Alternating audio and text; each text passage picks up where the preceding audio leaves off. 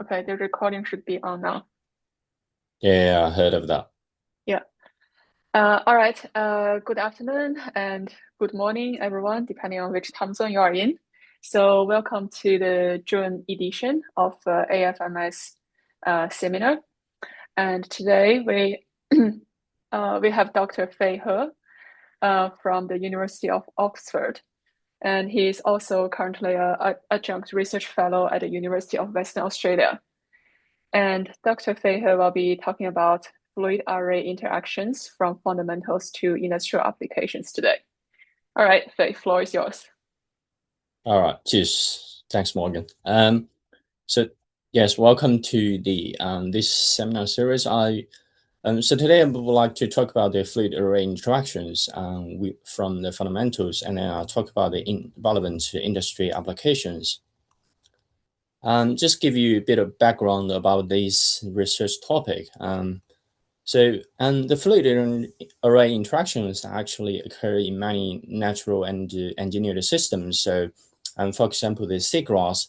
And so the characteristic landscape for this kind of the array actually for the individual element within the array spans across a wide range of the landscapes. So for example, the seagrass here, and we study the seagrass interaction with the fluid, the ambient fluid, is because the seagrass not only provides the critical ecological services, but also they can protect the coastlines from the coastal flooding and the coastal erosion by attenuating the current or wave energy.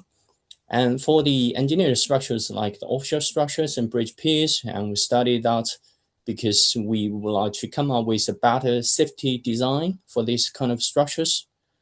And talking about the building blocks, this is a Sydney hub. Morgan, you're probably familiar with this.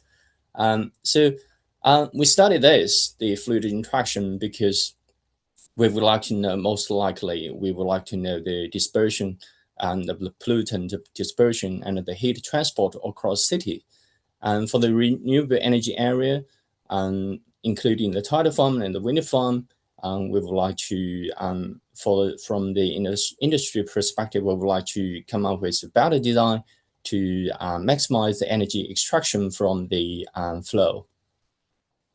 And lastly, this is a flagpoles at the Australian Parliament House with the landscape of the 0.1 meters. We started this probably for Australia. So just give you a bit of background on my research scope. So I integrated laboratory experiments, numerical simulations, and genetic modeling, and together with machine learning, try to understand the fluid array interactions, which is a fundamental part. With the applications, two main applications. One is the marine renewable energy, and another is nature-based solutions. So I would like to start by talking about the fundamentals. So in this section, I will just focus on a finite circular array. There are many questions that haven't been addressed for this particular topic, but in this short presentation, I'm not going to focus on all of them. Instead, I'm going to focus on three key questions. The first one is, what is a flow behind a porous array? And secondly, what is the amount of the flow through a porous array? And thirdly, does the array elements arrangement matter for the flow? And if so, when does it matter? So addressing these three key questions is actually practically important. We can take a flow past a turbine array as an example. So the turbulence generated behind the entire array will influence as organic mixing. So addressing the first question will give us a predicted capacity for the environmental impacts. And the second question gives us predicted capacity for the power extracted by the array. And bear in mind, the power generated by the turbine array is the product of the thrust acting on the total array and the velocity through the turbine array. And the third question will give us the insights into the optimization of the layouts or the arrangement of the individual turbines within a declared area in order to maximize the energy extraction. So to address these three key fundamental questions, I would like to introduce some practically relevant to fluid mechanics. When flow encounters an array of cylinders, and because it's porous, so some flow will passing through the array with the rust diverting around the array, and the total force acting on the array will create a momentum deficit behind the entire array, which then forms the array scale wake. And similarly, behind the individual elements, we have the element scale wake. So the whole system, the fluid dynamics, are controlled by the two governing parameters. The first one is that we can take the scaling ratio between the drag term and the inertia term. We can get the flow blockage parameter. And this is pretty much similar to what people have done for the Reynolds number. So you do the scaling ratio between the viscous term and the inertia term, and you get the Reynolds number. But here we do this similarly. We do the scaling between the drag term and the inertia term. We get the flow blockage parameter, and this parameter represents the non-dimensional resistance of the whole array. So if it's pretty large, that means the array resistance is very large. And we can similarly, looking at the scaling ratio between the beta shear term and the inertia term, we get another parameter, which is what we call wake stability parameter SA, and that is just represents how strong the beta friction influence the whole fluid dynamics in the systems. In order to address these three key questions I just mentioned before, I'm going to integrate laboratory experiments, direct numerical simulation, together with analytic modeling to address them. So I would like to start by talking about the flow field behind the entire array, which ties to the first question. And generally speaking, the flow field behind the entire array can be generally classified into 4 weak regimes, depending on the porosity, or you can think about the size of the array. So the first regime is that when you have the cylinders, individual cylinders are closely packed to each other, and so the whole array, the porous array, behaves something similar like a solid body. And then, for a solid body, we have the von Karman vortex reach, pretty famous behind the entire array. So that's what we call the vortex wake. And if you slightly increase the spacing between individual cylinders, you then make the array becomes much more porous, so you can allow more flow passing through the array. And so the stronger flow passing through the array will push the von Karman vortex rate further downstream, which is shown in the right column right here. So this is the wake. We have the steady region immediately behind the array, and then plus a vortex shedding. So that's what we call a steady plus shedding wake. So if you further increase the space between individual cylinders on the left column, you now allows more and more flow passing through the array. So, and then the two shear layers on the bottom and the top has been separated into two independent shear layers. And we know for the frame mixing layers in the open channel is subjected to the Kelvin-Helmholtz instability and then generating coherent vortex structures.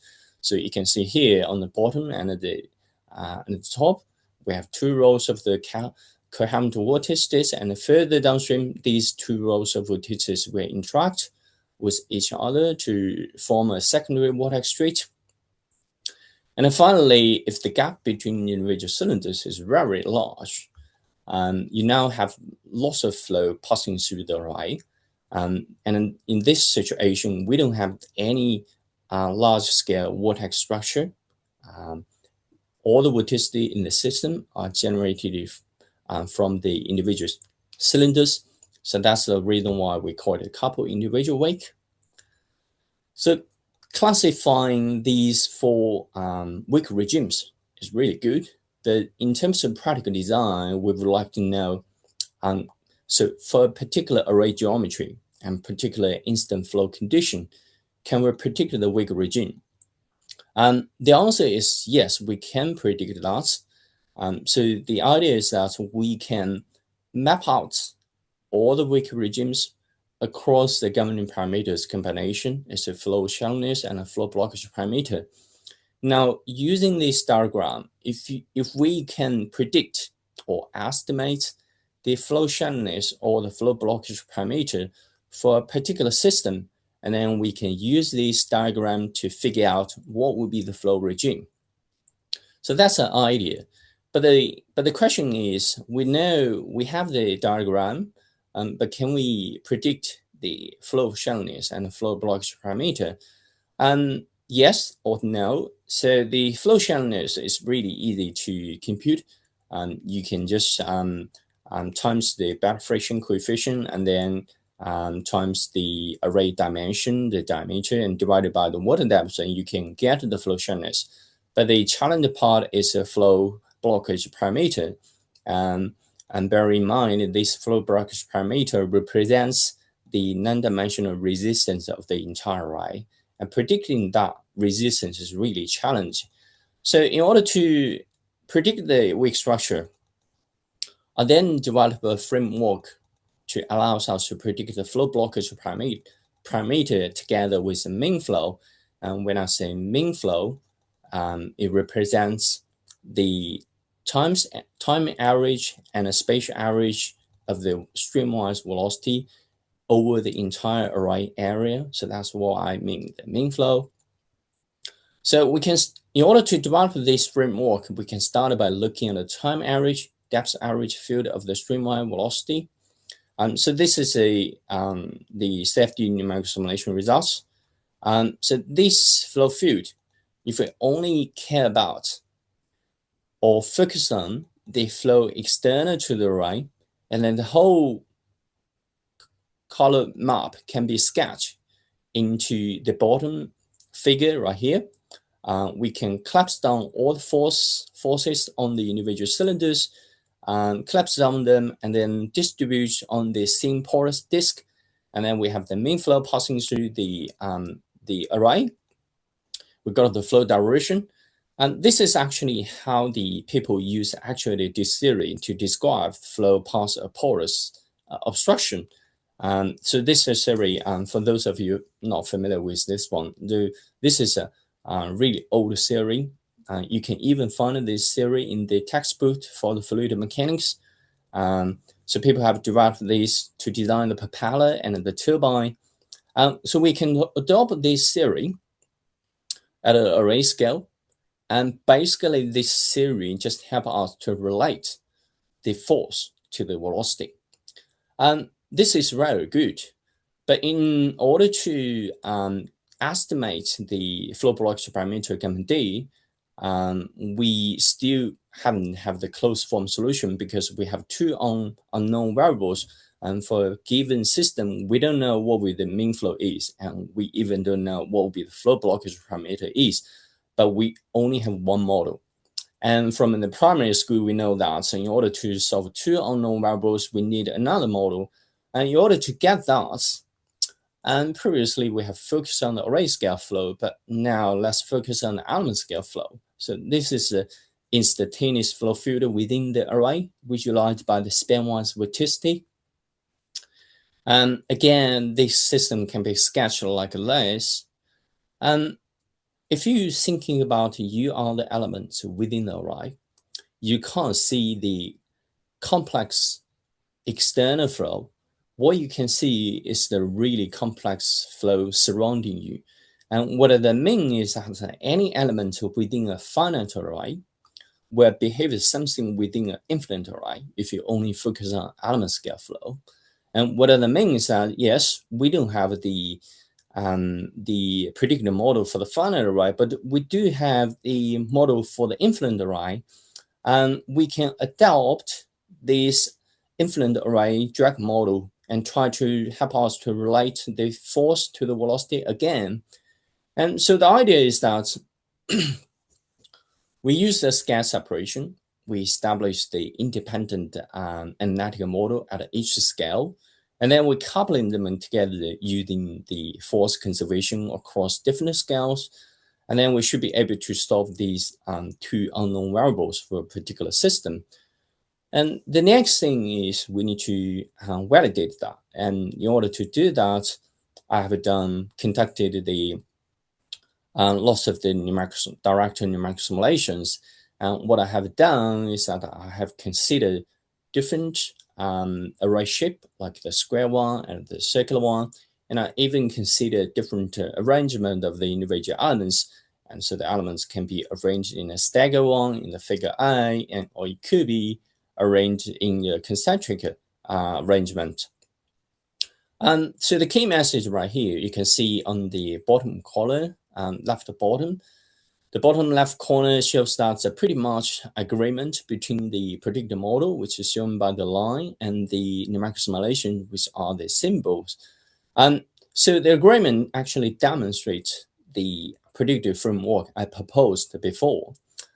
But the beauty of this figure is far more than the agreement, to be honest. So if you look at the whole figure, you can find that all the data points associated with different arrangements actually span across the whole range of the flow blockage parameter.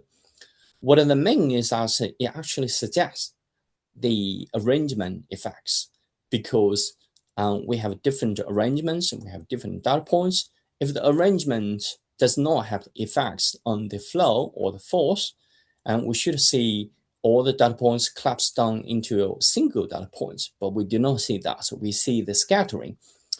A more direct way to demonstrate the arrangement effects is to create an array, which is shown on the right-hand side. So what I'm going to do is actually try to fix the array geometry to be the same. And then we try to rotate the incident flow angle from 0 degree to 30 degree.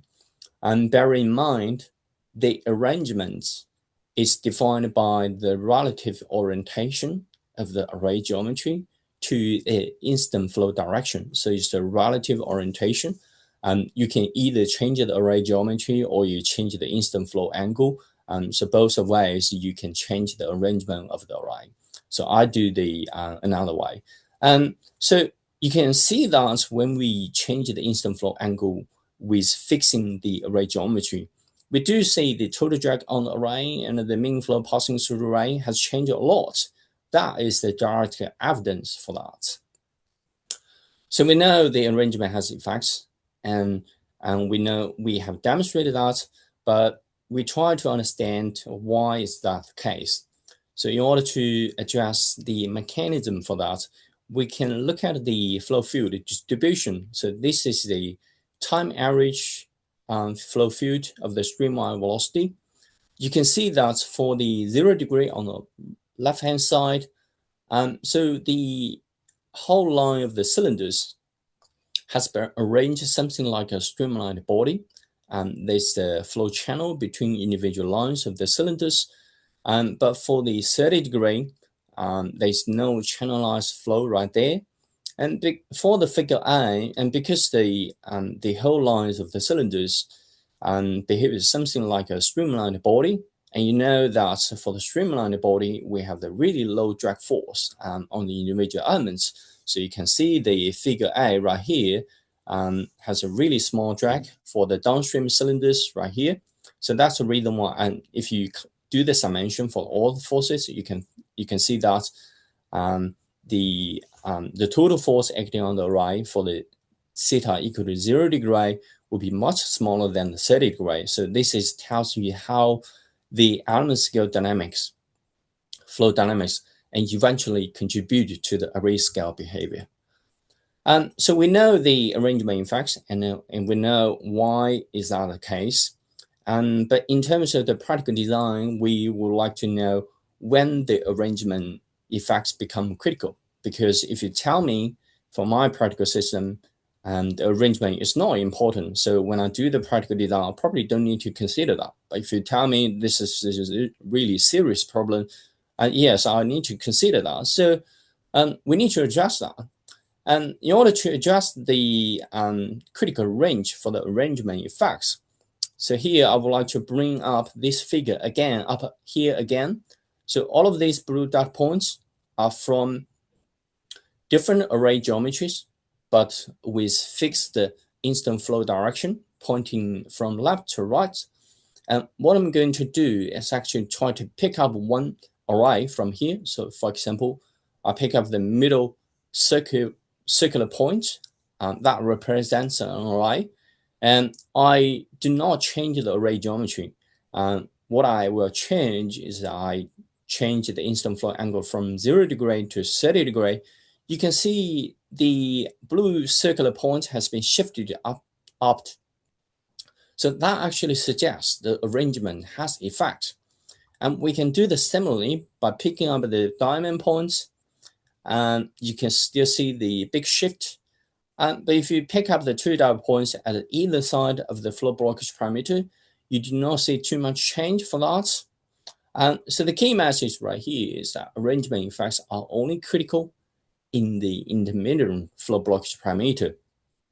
So if you have the large force or the small force for the array, you don't need to consider the arrangement effect. You can design whatever you want. So what are these findings means practically? If we look at the particle range for the aquatic vegetation, and people doing the renewable energy, you can look at the tidal or the wind farms and the even offshore structures. You can see that, and definitely when you design these systems or understand these systems, definitely you need to consider arrangement effects. Just give you a bit of a summary. We started by focusing on the wake dynamics, and we're talking about the array scale wake and the element scale wake. And at each wake, we establish individual independent analytical models, and then we coupling them together by using the net force conservation across scales. We get the first predictive framework for the main flow and the flow blockage. And if we further integrate this framework with the diagram of the wake region and the model of bed friction, we get another predictive framework of the wake structure. And finally, if we integrate these wake dynamics and the framework, we can get the capacity to optimize the arrangement. So specifically, the wake dynamics tells you how to do the optimization, and the predictive framework of the flow blockage tells you when you should do that. And next, I'm going to talk about another fundamental, which I tend to say this is ultimate question, one of the ultimate questions for this kind of topic. So for those people, I have just introduced the flow path circular array, but actually fluid array interactions can date back to many years ago. So von Karman found that if you have the instant flow encountering a bluff body, that's a circular cylinder right here, you will have the von Karman water right behind that. And then later on, people add more cylinders into the system. You can add one, and you can add two into. In total, you have three, or you can have 4 or 5. But these areas is just what we call the bluff body flows. So if you're talking about the bluff body flows, that means these people doing this kind of the 1 or 2, 3, 4, 5, 6, 10 cylinders. But we can also add more and more cylinders, lots of cylinders up to 100, 1,000, 10,000. And that's the area about the canopy flows. That's the area people doing the canopy flow is mainly motivated by the aquatic vegetation, because when you think about the aquatic vegetation, like the mangroves or the seagrasses in the ocean, you have lots of the elements within the array. But people consider the bluff body flows, people doing the bridge piers or the offshore structures, and they have less elements right there. So the key question is that how does the flow evolve along the array as we increase the number of the cylinders from 1 through a larger number to infinite? So that's the ultimate question to me. The second question is, what would be the link between the bluff body flows and the canopy flows? And so these areas actually, they are studying the same things, but it just complementary to each other in terms of the number of cylinders. So I'm going to adjust this question by conducting lots of direct numeric simulations. We can start by looking at the flow past a finite array of cylinders. This is a classic scenario. We only have one cylinders.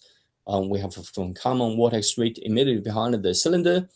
And if I have two cylinders here, you still have the common vortex rate behind the first cylinder, and these vortex will impinge on the downstream cylinders and then be arranged into the two parallel vorticities, and the further downstream you can generate a secondary vortex rate. We can have 5, we can have 15. And then eventually we're going to ask what will be the flow path on infinitely long array of cylinders.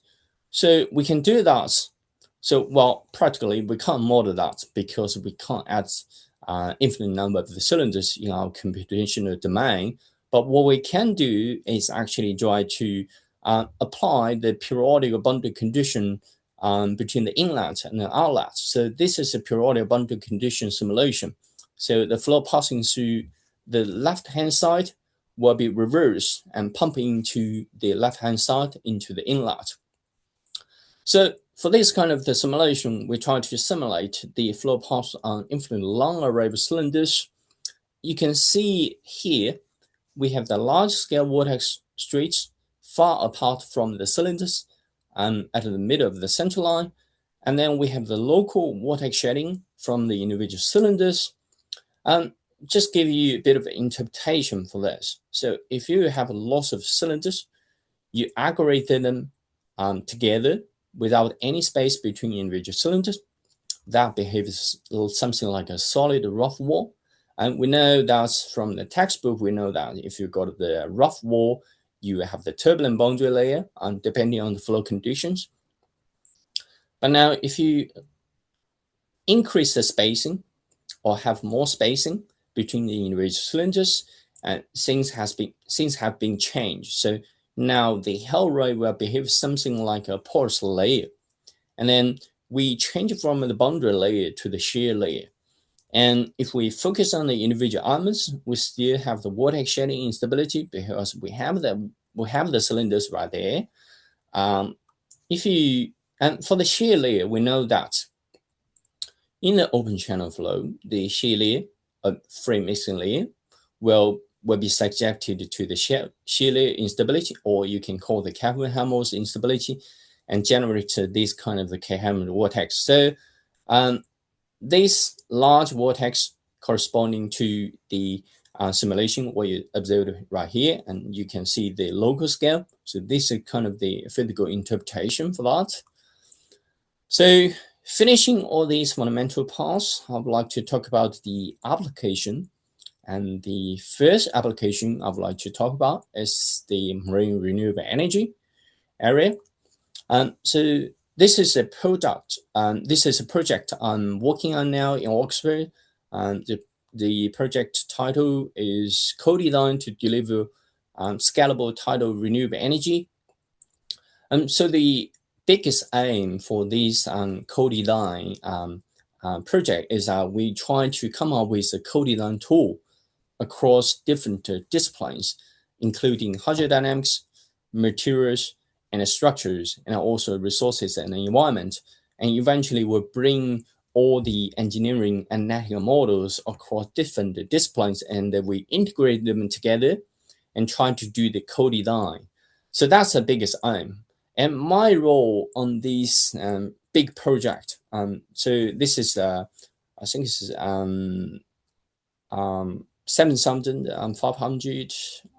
500,000 Australian dollars, I think. Yeah, it's pretty big project. So my role for this one is actually try to do the tidal resource assessment. And this is a pretty professional terminology. To be honest, I actually don't like that terminology. So fundamentally, the tidal resource assessment is basically tells people how much energy is available to be extracted. So that's a planned language.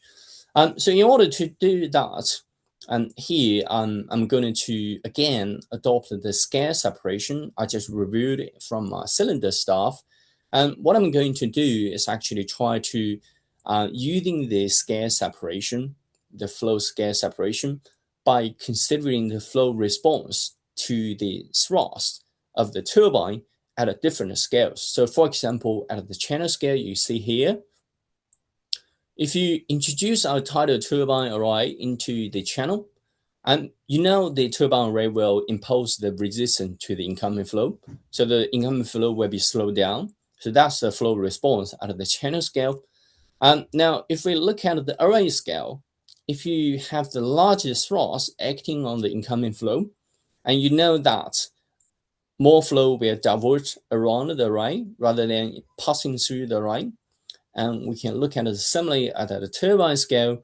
If you increase the thrust, there's less flow passing through the rotor plane. And we do the same for the blade scale.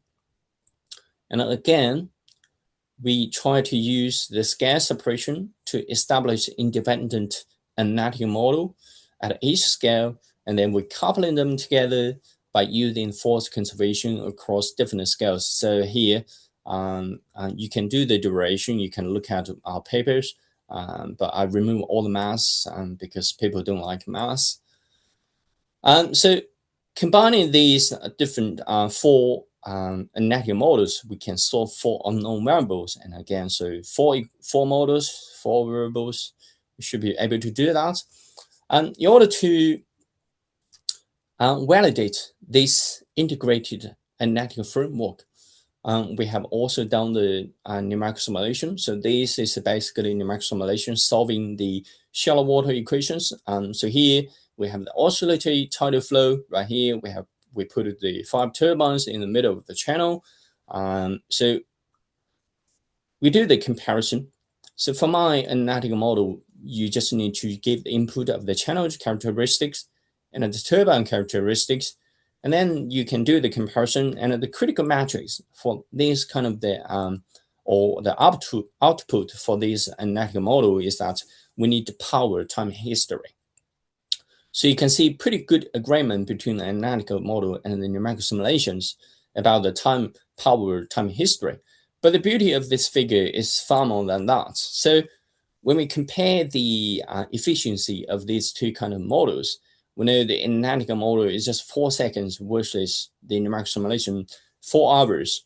And this probably does not mean a lot, but when you talk about the co-design across different disciplines, we need a really fast analytical model. And then we can integrate these models from one discipline with another, with those models from other disciplines. So not only saving the computational resources for you, but also saving computational resources for others. So that's the biggest motivation for doing this kind of work. So unfortunately, I have talked about how much of the energy is available to be extracted. But unfortunately, not all the available energy can be extracted by using the turbine. So the next question is, how do we maximize the energy extraction from the available resources? And in many practical applications, you will see the incoming flow, talking about the streamline velocity, is actually not uniform across in the cross flow direction. Most likely it's a shear flow. So now coming to the practical problem, if I have the 5 turbines, we have the fixed number of the turbines, and do I place more turbines in the fast flow region, or do I place more turbines in the low speed flow region? So that is actually a practical question to be answered. And we don't want to deal with the complex geometry of the turbines. And one elegant way or a simple way to do this is to use a porous disk to represent a turbine array. So we collapse down all the forces onto this line force. We distribute these forces into the porous disk, and then we can study the distribution response to the flow condition change and then we should be able to figure out for a particular instant flow condition what would be the optimal resistance distribution across the porous disk. So that's a practical challenge for us. If you remember, when I was talking about the fluid array interaction, cylinder array interaction, I have introduced the actuated disk theory. People have developed for the turbine design or propeller design, but that theory is only validated for the uniform flow and uniform resistance distribution.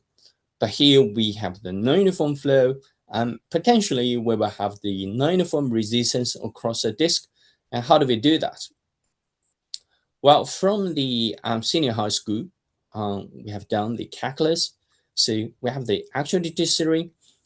We know we have done the calculus, so we can adopt the concept from the calculus. We can cut the non-uniform resistance distribution with the resistance distribution. We can cut off the elements, the whole porous disk, into infinitesimal elements. And for each element, we can treat it as a uniform flow and a uniform resistance distribution. So if you would like to know the whole power for the whole disk, you can just do the integration along the axis. So that's how we do that. So for a particular profile of the incoming flow, and we can maximize the power coefficient. So the power coefficient just represents the efficiency of the power extraction from the ambient flow. We can get out to the optimized distribution of the non-dimensional resistance, which is termed K. So the K equivalent to the gamma D I just described before. And the reason why I changed to another one is because in the renewable energy, people tend to call this K rather than gamma D, whereas in the canopy flow or in other areas, people would like to call it gamma D. So different areas even study the same thing, but they call different, use different symbols to represent it. But fundamentally, it's the same. It just represents a non-dimensional resistance. So the critical assumption for this kind of model is that we can cut the whole disk into infinitesimal elements. And the question is, can we do that? Well, you can do that only when the individual elements are independent to each other. So you can apply the actuated disk theory to individual elements. So the critical thing is that we need to demonstrate the independency of the stream tubes before we apply to the optimization. Now, this independency can be pretty simply illustrated by considering the force acting on the control volume to the individual stream tube right here. So this is a gray area right here. So we know there's elements. We have the elements impose the thrust to the incoming flow. And we have the pressure force at either side of the stream tube right here. And we also have so if we only consider the streamwise component, we have the pressure force imposed by the adjacent stream tubes to this particular stream tube. So mathematically, we hope this integral, if you do the integral of this streamwise pressure component along the top and the bottom boundary, you hope this ratio divided by the thrust will be as much as approaching the zero. So you don't want to affect the flow passing through the stream tube. So we have developed the analytic model. So these you can do the mathematical derivation, which is probably up to 2 pages. And again, I just remove all of them. And I know probably you don't like that. So I just bring up the final results right here. And this figure shows the ratio between the pressure to the thrust. So this is considering all the pressure acting on the individual elements to the total thrust acting on the whole disk, and then against the resistance coefficient. And so you can see that if we are taking the 10% as the threshold, that corresponding to the K equal to 4.5. And the good news is that the practical range if the resistance coefficient for the wind or the tidal energy area is on an order of magnitude less than 10. So if you focus on the 10%, if you focus on the 10%, you will get the applicable range smaller than 4.5. But if you would like to push it to the limit, the K equal to 10, I have done that calculation, so the ratio is about a 37%. It's fairly large, but not that critical, to be honest, in terms of practical design.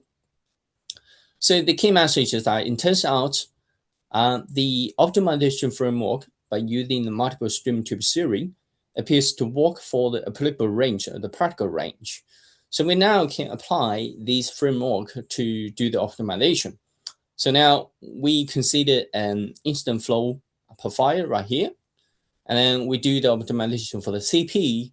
We get an optimization for the K. So this is the optimization results, and then in the middle figure, the figure B, you can see that when you have the shear flow, the A2 is non-zero, and you get the higher power coefficient. And the right-hand side shows the corresponding resistance distribution. And this is a final application, and it's what we call the nature-based solution. And so this is the artificial reef, and the United States has deployed lots of the artificial reefs along the coastline, U.S. coastline. If you have ever got the chance to the U.S., you can see these artificial reefs along the coastlines. But so the reason why people would like to introduce the artificial reef along the coastlines, because we think these artificial reefs as a porous obstruction can attenuate the wave energy and then current energy, and hence to protect the coast erosion process. But the problem is, if you let me just grab this one. So we've introduced on a reef the artificial reef into the ocean. We would like to protect the coastlines right here, but you know that the array actually block the flow cross section area. So there's a fast, the flow speed is really fast at the edge of this array. And if you have the really fast flow, that fast flow can directly wash away all the sediments around these arrays, which will cause the problem, which is conventionally called scouring. And we have the scouring problem, and our initial motivation by introducing the array is to protect the coastal erosion, but at the same time, you have the problem of the scouring. So we have done the projects for them to test the stability. We have done the stability testing for the individual module, and we also have done the module array testing the stability. And because you help when you introduce the module array into the ocean, you don't want all the arrays will sink into the sediments, which undermines the protective function. So that's what we have done. And another thing is what we have done, if you think about the cylinder stuff, is pretty much like a bridge piece. So this is the real projects we have done for the scour protection for the bridge piece. So I can show you how strong the scouring problem is critical right here. So you can see this is no scouring protection. When the flow comes from left to right, all the sediments around the root of the bridge piece have to be washed away. There's a large scour hole right here. And we try to address this critical question. And one way to do that is to ask nature for answers. And seagrass in the oceans has, and tells you we have been facing this problem for many, many years. And the solution for us is to come up with the network to fully cover the seabed. So that's a solution from nature. And as engineers, we can come up with a rock matrix to spread so over the seabed around the bridge piers. We can do the scour protection. You can see pretty much protection for the scour for the bridge piece. And finally, I would like to acknowledge the support from, first of all, the scholarship from the Australian government, together with the EPA scholarship from the Western Australia, and also the policy supercomputing for the numerical simulations, and also the current cotide project supported by the EPSRC. And I also would like to acknowledge the support from my colleagues at UWA and Oxford and Edinburgh. And I hope you wouldn't get lost by when I was talking about these kind of the technical stuff. But I hope you can find yourself in the pub because the fluid array interactions even here. Yes, cheers. Any questions? Thank you for the talk.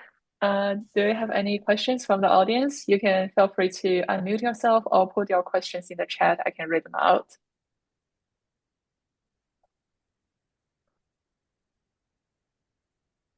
All right, maybe I'll start with one while people are still thinking. It's a really interesting presentation. Thank you. I really like how you integrated the analytical model with the numerical simulation, and the analytical model can describe the simulation results so well.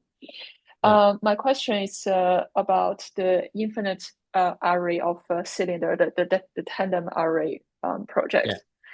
Mm. I wonder, when you apply the periodic boundary condition, did you check the effect of the simulation domain? Like, if you make a very large domain, would that change the size of the large scale structure you see?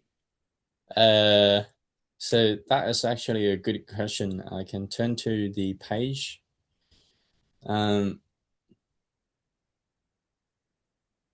my answer to you is, well, yeah.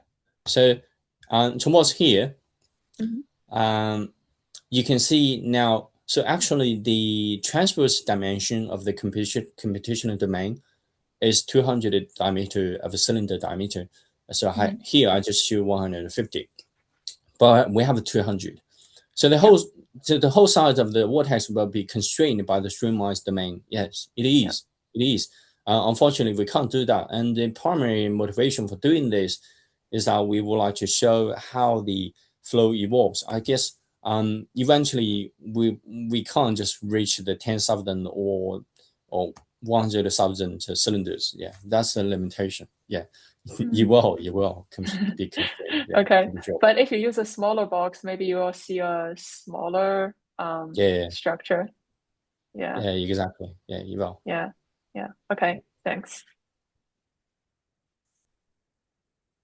And for the applications, you mentioned that when you have these modules that can slow down the erosion of the land, but that would also create this scrolling around this accelerated flow region. Yeah. But would it be possible to uniformly distribute them to slow down the Uh, flow uniformly to prevent having uh, yeah. Another good question. The answer is no, you can't do that. you'll create a flood? No, so answer is that no, you can't fully block that because because if people are concerned about the environmental impacts, you can't just fully block that. So that's yeah, I think that's the main reason for that. But also, it's about the reason about the practical deployment. Yeah, people would like to do like an array and array, patch and patchy size, and to allow some gap between individual array to allow the flow directly passing through that. So Okay. I guess most likely is due to the environmental consideration, because if you fully block that, you can't allow any large fish to passing through that. That's Oh yeah, right. yeah. Fish. Yeah, I totally forgot about them. Yeah, yeah. When we do the engineering, I mean, there's a bigger concern about the local community, about the environmental impact. So it's kind of balance. Yeah, yeah, that's right. Especially when it comes to like coastal environment, the Yeah, marine life. exactly. It's something that for people not in this field, we totally forget about it. Yeah. So that's the reason why I'm talking about the marine renewable energy in Australia. There's no offshore wind farm operating yet in Hmm. Australia. Mm. Because people worry about birds, worry about the fishes. Yeah. Uh, Okay. Yeah, offshore wind energy has been quite successful in the North Sea, like around Denmark, Netherlands, around that area. I know. Yeah, Yeah, yeah. but yeah, in Australia, I have only seen the one on land close to Albany in Western Australia. Oh, okay. Yeah, Yeah. yeah, yeah. People are concerned about that. Oh, there's a question. Yeah, there's a question in the chat. Can you see the chat? Or you want me Yeah, I to can read it see out? that. And on the slides 28 for the force analysis. Okay, cool. I address the first one. Uh, yeah, this is a good question. To be honest, when you have the shear flow, when you have the viscous force right there, um, if you have the viscosity, you have the shear, you will generate turbulence, and that turbulence will smell out the velocity gradient in the cross flow direction. Yes, that's a practical challenge. But when we do we actually try to.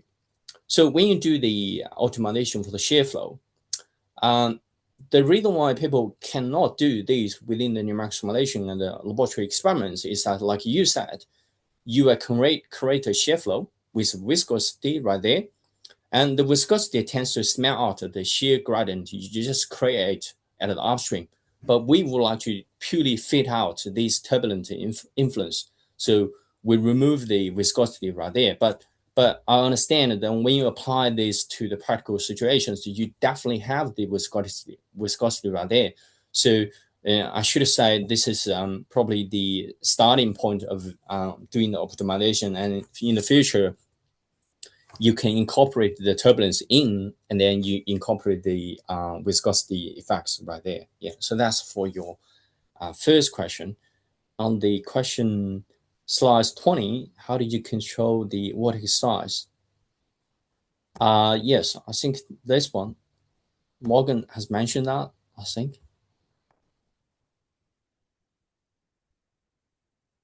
Yeah, so That's the simulation box. yeah. So this is the same question. I think when I was running the numerical simulation, and to be honest, this one when I was doing the numerical simulation, this one is a 60 cylinders, and I even tried the 120.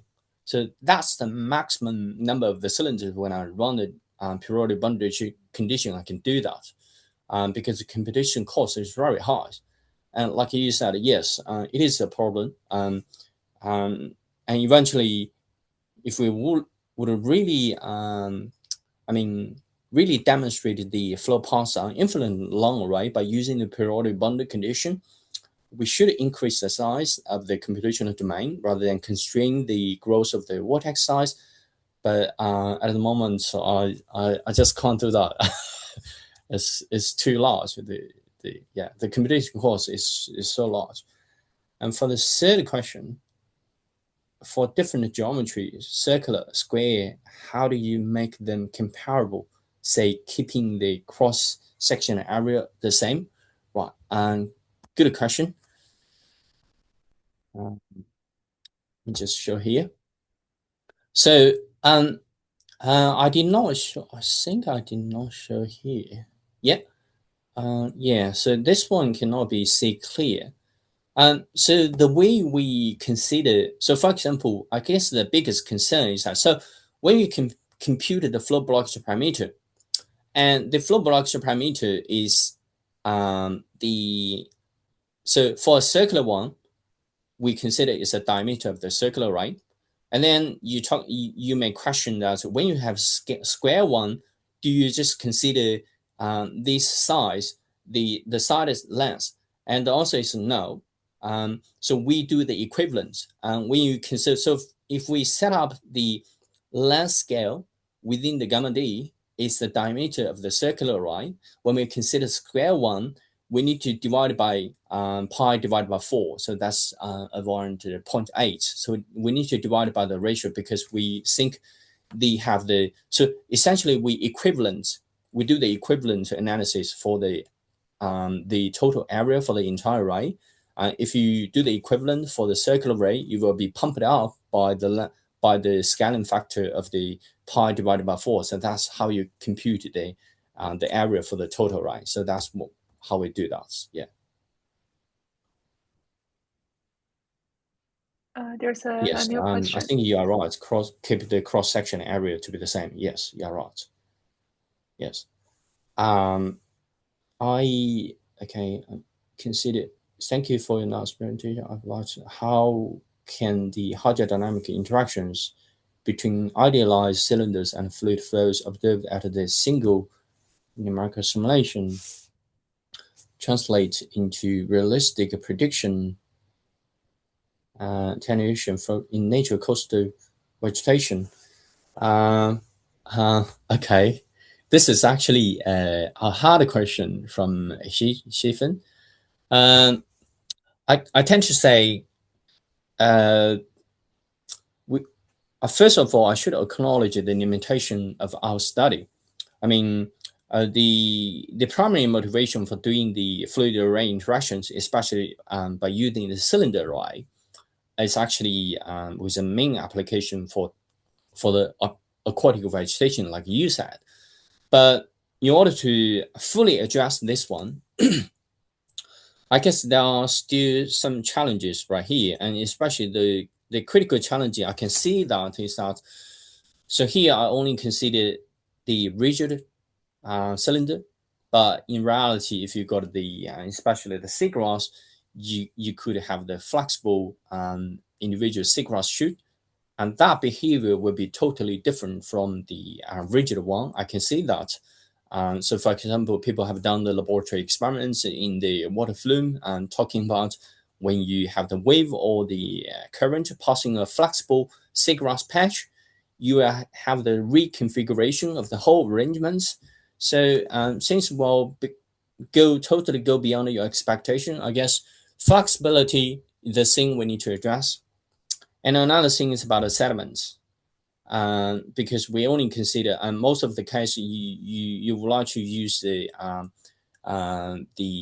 aquatic vegetation along the coastline, try to protect the coastal erosion. You need to deal with the sediments, but to be honest, the sediments is also a challenging part at the moment for the field. So I would say there's base two steps I can. If you're working on this area, I hope you can contribute to this one. The first one is the flexibility of the seagrass or sort of the structures. Second one is the fluid array sediment interaction. That's the second biggest challenge. So I guess there are two big steps. I'm not quite sure how many years we can achieve that, probably 10 years or 20 years. But yeah, so yeah, that to me, yeah. I mean, these are just fundamental studies, but I tend to say yes, we can get some insights from the fundamental study by considering idealized cylinders. For example, the arrangement effects or the weight effects, because it's governed by the non-dimensional resistance parameter. So if you have the seagrass patch or something, you can still see these kind of weak regimes. But I definitely say predicting these weak regimes or estimating the forces could be even harder. Yeah. Yes. So yeah. So that's my answer. All right. Thank you. And in the interest of time, I think we should close the session soon if there are no pressing questions. So let's thank the speaker again and thanks everyone for the engaging discussion. See you next month. All right. Thanks, Morgan. Thank you. Have a nice day. Yeah. You too. Bye bye. Bye.